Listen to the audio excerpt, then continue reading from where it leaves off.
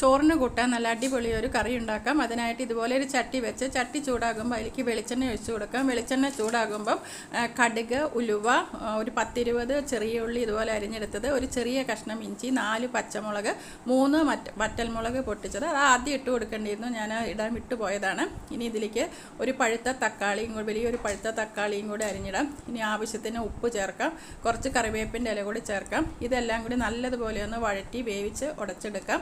ഇതെല്ലാം നല്ലതുപോലെ വെന്ത് വന്ന് കഴിയുമ്പം അതിലേക്ക് പൊടികൾ ചേർത്ത് കൊടുക്കാം. ഒരു 1/4 ടീസ്പൂൺ മഞ്ഞൾപ്പൊടിയും 3/4 ടീസ്പൂണോളം കാശ്മീരി മുളക് പൊടിയും, ഒരു 1/2 ടീസ്പൂൺ കായത്തിൻ്റെ പൊടിയും, ഒരു 1/4 ടീസ്പൂൺ ഉലുവ വറുത്ത് പൊടിച്ചതും കൂടി ചേർത്ത് പൊടികളെല്ലാം ഒന്ന് നല്ലതുപോലെ ഒന്ന് വഴറ്റിയെടുക്കാം. അതിനുശേഷം ഫ്ലെയിം ഓഫ് ആക്കിയിട്ട് നമുക്ക് 1 കപ്പ് കട്ട തൈര് ചേർത്ത് കൊടുക്കാം. ഈ തൈരിൻ്റെ കൂടെ ഒരു അല്പം വെള്ളം കൂടി ചേർത്ത് എല്ലാം കൂടി ഒന്ന് നല്ലതുപോലെ ഇളക്കി യോജിപ്പിക്കാം. നല്ല അടിപൊളി കറി റെഡി.